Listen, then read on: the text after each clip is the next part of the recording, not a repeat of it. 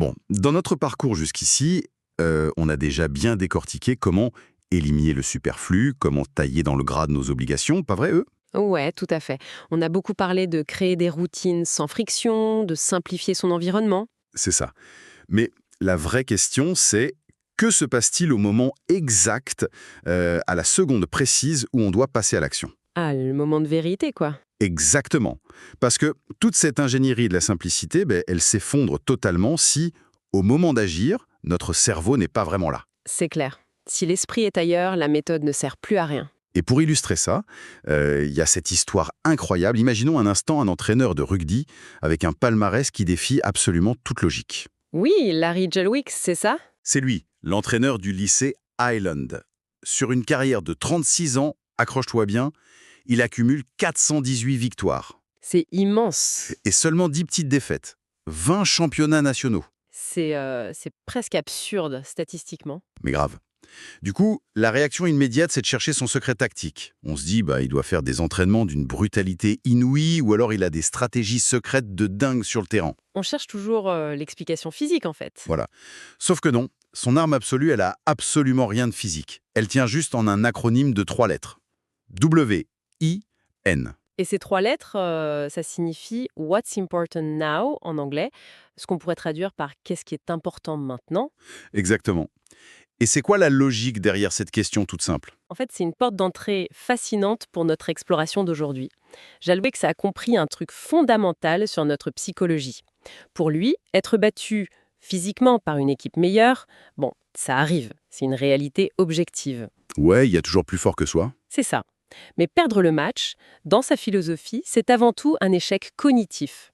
Perdre, c'est perdre sa concentration. Ah, donc c'est mental avant tout. Totalement.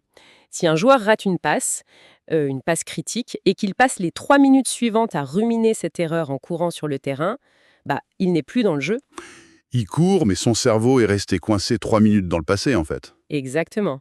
Il est devenu un fantôme sur le terrain. Et à l'inverse, s'il regarde le chronomètre et qu'il commence à angoisser sur le score final, là son esprit est propulsé dans le futur. Donc, passé ou futur, dans les deux cas, le joueur est physiquement là, mais mentalement évaporé. Voilà. L'attention a disparu. Et l'approche WIN, c'est un point d'ancrage. Un outil brutal mais nécessaire pour ramener l'esprit dans le seul espace où l'action a un impact, c'est-à-dire le présent. C'est fou parce que j'aime bien utiliser une analogie informatique pour visualiser ça. Notre cerveau, c'est un peu comme la mémoire vive d'un ordinateur, la fameuse RAM. Oh, c'est une excellente comparaison, ça. N'est-ce pas? Chaque regret du passé ou chaque anxiété pour le futur, c'est comme une application hyper lourde qu'on laisse tourner en arrière-plan. Et ça draine complètement la batterie de notre attention, hein. C'est exactement ça. Et si on veut que la fenêtre principale tourne à 100%, faut fermer tout le reste. Mais là, attends, je dois faire l'avocat du diable 2 secondes. Vas-y, je t'écoute. Cette idée de ne faire qu'une seule chose, d'être obsédé par l'instant présent, c'est pas un peu un luxe utopique? Je veux dire, comment on explique que certains PDG ou des contrôleurs aériens arrivent à gérer 10 crises à la seconde? Ils sont câblés différemment ou quoi? Alors, c'est une remise en question super importante. Et pour y répondre, il faut plonger dans la neurologie pure et détruire un des mythes les plus toxiques de notre époque. Lequel? Le multitâche. Oui, mais il y a une grosse confusion. D'un côté, on a le multitâche basique. Exécuter des actions automatiques, comme plier du linge en écoutant la radio. Ça, le cerveau le gère très bien. Ouais, marcher et parler en même temps, c'est pas un exploit. Exactement. Car les zones motrices et linguistiques n'entrent pas en compétition. Mais de l'autre côté, on a ce qu'on appelle le multifocusing. Le multifocusing, donc essayer de se concentrer sur plusieurs choses complexes en même temps. Voilà. Et ça, c'est une pure illusion. Essayer de concentrer son esprit sur 2 tâches cognitives simultanément, c'est biologiquement impossible. Mais du coup, les contrôleurs aériens, ils font comment? En fait, ils ne font pas de multifocusing. Ils pratiquent le task switching, le changement de tâche ultra rapide. Ils sautent d'un dossier à l'autre à une vitesse fulgurante. Ah, donc ils passent de l'un à l'autre, ils ne font pas les deux en même temps. C'est ça. Sauf que ce changement de contexte, ça a un coût neurologique colossal. C'est ce qu'on appelle le switching cost. Et ça se traduit comment dans le cerveau? À chaque fois que l'attention saute, le cerveau doit décharger les règles de la première tâche et charger celles de la seconde. Ça consomme une quantité massive de glucose dans le cortex préfrontal. Donc, Ça épuise littéralement notre énergie mentale. Complètement. À la fin de la journée, la personne n'a pas fait plus de choses. Elle a juste épuisé ses réserves, multiplié les petites erreurs et fait exploser son taux de cortisol, l'hormone du stress. C'est dingue. Et tu sais, ce coup neurologique, ça résonne tellement avec un truc que j'ai vécu. Ah oui? Raconte. Il y a quelques années, j'étais sur le campus de Stanford et je croise un ancien camarade de classe. Le mec traversait une période super sombre et cherchait désespérément du boulot.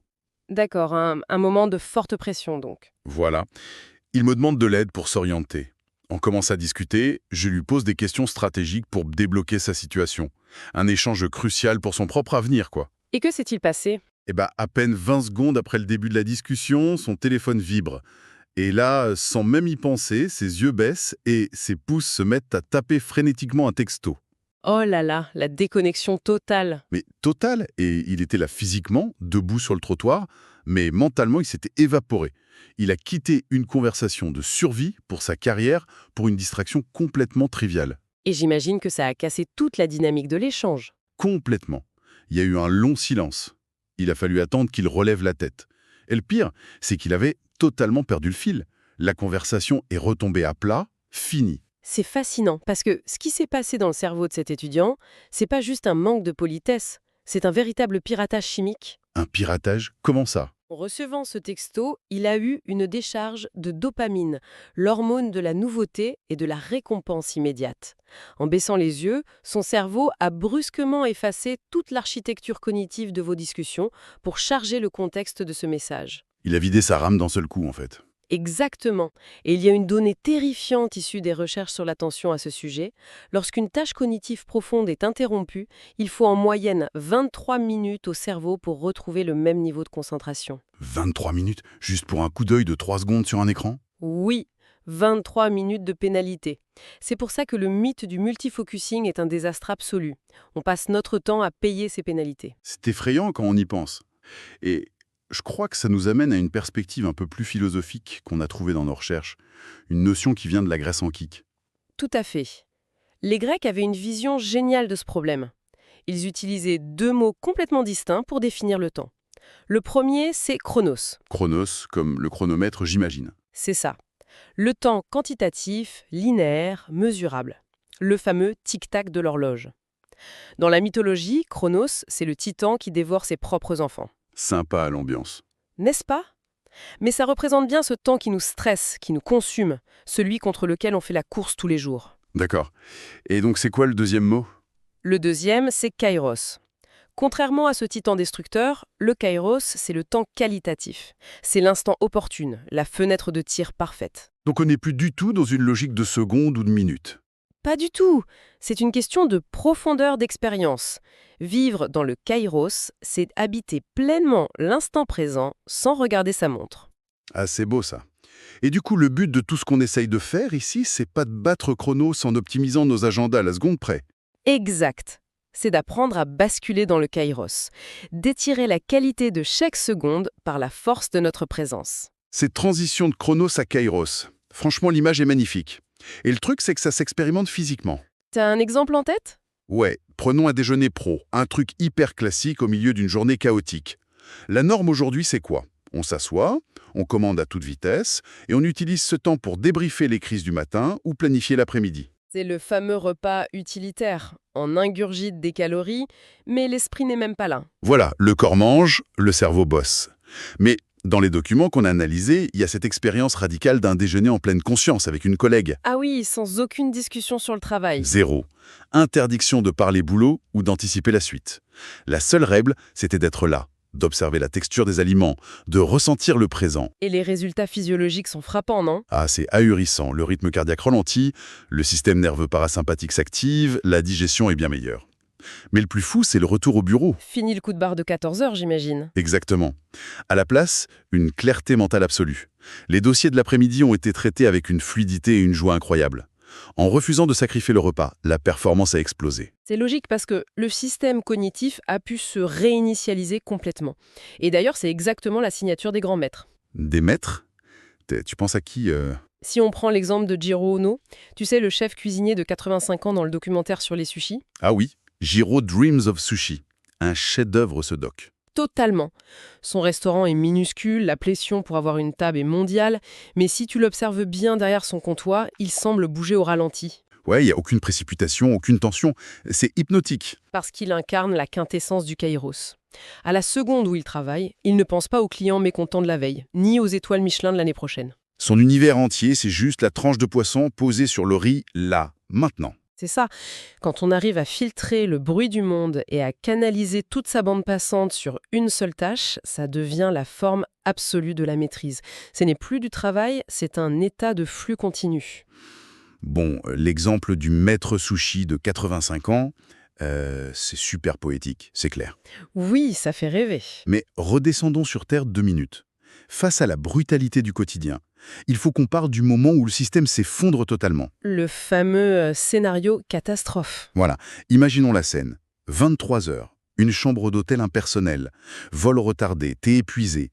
Tu ouvres ton ordi, et là, c'est l'avalanche. La boîte de réception qui déborde. 60 emails urgents, une présentation énorme à refaire pour 8 heures le lendemain, et un rapport de 100 pages à lire pour pas avoir les idiots en réunion. Rien que de t'écouter, j'ai le rythme cardiaque qui s'accélère. Mais c'est ça, on étouffe.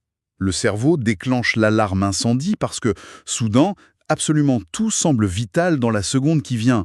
On est noyé dans le chronos. C'est la paralysie par la surcharge. Exactement. Alors, neurologiquement parlant, c'est quoi la mécanique pour s'en sortir et redescendre dans le kairos? Alors là, c'est le test décisif. Dans ce genre de crise, le cerveau reptilien prend les commandes. Il voit cette montagne de tâches comme une menace physique immédiate, comme un tigre qui va te sauter dessus. Donc la panique totale. Voilà. Et la première erreur fatale, celle qu'on fait tous, c'est de vouloir vite expédier la tâche la plus petite pour se donner de l'élan. Ah bon, faut pas faire ça. Moi, c'est ce que je fais tout le temps. Surtout pas. Ça ne fait qu'alimenter la frénésie. La seule action valable, le vrai geste de survie, c'est l'arrêt complet. L'arrêt complet, genre, on lâche la souris. On lâche tout. Il faut reculer physiquement de l'écran, fermer les yeux et forcer une expiration hyper longue pour désactiver l'alarme du système nerveux. Et ensuite? Ensuite, on se pose la question de l'entraîneur Larry Gelwix. Qu'est-ce qui est important maintenant? Pas demain matin, pas dans 6 heures, à 7 secondes précises. Mais le cerveau va répondre « Tout est important, non ?» C'est là qu'on utilise une découverte psychologique majeure des années 20, l'effet Zeigarnik. L'histoire des cafés viennois? Exactement. La psychologue Bluma Zeigarnik avait remarqué que les serveurs retenaient des commandes hyper complexes de tête, mais qui les oubliaient instantanément une fois l'addition payée. Une vraie amnésie sur commande. Parce que notre cerveau est programmé pour faire tourner en boucle les tâches inachevées. C'est ça qui crée cette angoisse dans la chambre d'hôtel. La mémoire vive est saturée par tout ce futur non résolu. D'accord. Mais du coup, comment on vide cette mémoire vive quand on n'a pas le temps de tout finir? On trompe le cerveau. On crée une clôture artificielle. Une clôture artificielle, c'est-à-dire? Tu prends un stylo et du papier. Pas un écran. L'acte physique d'écrire est capital. Et tu externalises ce futur. Tu notes les emails à traiter plus tard, la lecture du rapport, tout ça. On fait un déchargement mental, en fait. C'est ça. En transférant ces boucles ouvertes sur le papier, le cerveau comprend que l'information est sécurisée. L'effet Zeigarnik s'apaise d'un coup. L'angoisse de l'oubli disparaît. Exactement. Tu viens de fermer toutes les applications en arrière-plan, et là, après ce tri, une seule évidence va s'imposer. Peut-être que la seule action qui compte maintenant, c'est juste de lire les 10 premières pages du rapport. Et là, on a retrouvé toute notre intelligence et notre clarté pour faire cette tâche-là. Parfaitement. C'est brillant. Franchement, fermer les fenêtres mentales, ça marche super bien pour une crise aiguë. Mais il y a un autre défi, vachement plus insidieux, parce qu'il se répète tous les jours. Tu penses à quoi, Sam? À l'accumulation silencieuse, la fameuse transition entre le travail et la maison. Tu sais, ces gens qui rentrent chez eux et qui posent littéralement leurs dossiers mentaux et leur stress au milieu de la table du salon. Ah oui, physiquement présent, mais mentalement toujours au bureau. Grave. Leurs enfants leur parlent, mais ils ont les yeux dans le vide. Et là-dessus, j'ai adoré l'histoire de Jeffrey Rogers dans nos documents. Ce cadre supérieur qui était complètement écrasé par la pression. C'est ça. Il détruisait sa vie de famille sans s'en apercevoir. Et il a mis en place un rituel hyper simple. Chaque soir, en arrivant devant chez lui, il s'arrêtait physiquement devant la porte avant de mettre la clé dans la serrure. Une pause volontaire donc. Voilà. Il fermait les yeux, prenait une grande inspiration et surtout il faisait une expiration très lente, en décidant consciemment de laisser les problèmes du boulot s'évaporer dans la rue. Il créait un sas de décompression cognitif. Exactement. Et ce n'est qu'après ce rituel qu'il passait le seuil de la porte. C'est une nécessité biologique en fait. Le cerveau a besoin de ce genre de signaux clairs pour clore un chapitre et en ouvrir un autre. C'est fou que la biologie rejoigne ce besoin de rituel. Et ça rejoint même des traditions millénaires. Tu sais, le célèbre moine bouddhiste Thich Nhat Hanh, dont les textes sur la pleine conscience sont fondateurs, Oui, il a beaucoup écrit sur ces sujets. il explique exactement la même mécanique à travers l'acte de boire du thé. Chez nous, boire un café, c'est machinal. On marche, on scrolle sur son téléphone, on s'injecte de la caféine. C'est purement fonctionnel, quoi. Voilà. Mais Thich Nhat Hanh explique que si l'esprit vagabonde dans les regrets d'hier ou les angoisses de demain, au moment de boire, alors le thé n'existe pas. C'est puissant, ça. Le thé n'existe pas. On ne boit pas du thé, on boit nos propres angoisses. Pour que le thé existe, il faut convoquer l'esprit dans le corps, sentir la tasse, observer la vapeur, goûter l'amertume. C'est une technologie de l'attention super élégante, en fait. C'est un bouton de réinitialisation. Tout comme la respiration devant la porte de ce cadre américain, le thé conscient force le cerveau à s'ancrer dans le réel. Ça ramène l'être humain instantanément dans le kairos. C'est vertigineux de voir à quel point la psychologie sportive, les neurosciences et la philosophie antique convergent vers le même point. La même vérité universelle. Si on rassemble tous les fils de notre discussion d'aujourd'hui, l'architecture d'une vie centrée sur l'essentiel, elle devient limpide. Complètement limpide. L'exécution parfaite. Accomplir des grandes choses sans se détruire. Ça ne vient pas de la vitesse ou de la capacité à jongler avec plein de trucs. Ça se résume à isoler une seule variable. Le moment présent. Exactement. Le passé est une archive scellée. Les regrets n'y changeront rien. Et le futur, c'est une hallucination. Juste des impulsions électriques dans notre cerveau. Le seul terrain de jeu concret, c'est le présent, le maintenant. C'est l'unique espace où notre volonté peut avoir un vrai impact. Et ça soulève une question finale hyper troublante si on va au bout du raisonnement. Ah oui, hein. Laquelle? Regarde le monde autour de nous. Toute l'économie de l'attention, les algorithmes, les notifications, l'architecture des réseaux, tout est conçu pour nous voler ce maintenant. C'est vrai. La technologie veut nous projeter dans l'indignation du passé ou l'anxiété du futur. Exactement. Donc, faire l'effort conscient de revenir à l'instant présent, de chercher ce fameux kairos, c'est plus juste une technique de productivité pour bosser mieux. C'est quoi alors? C'est un acte de rébellion. Revendiquer son attention, c'est refuser d'être une machine à anticiper ou à ressasser. C'est la condition sine qua non pour ressentir de l'empathie, s'émerveiller, se connecter à l'autre. C'est l'essence même de la joie humaine, en fait. Absolument. Et c'est là que tout commence vraiment à prendre sens. Et pour celles et ceux qui veulent aller plus loin, le livre est disponible gratuitement via le lien en description.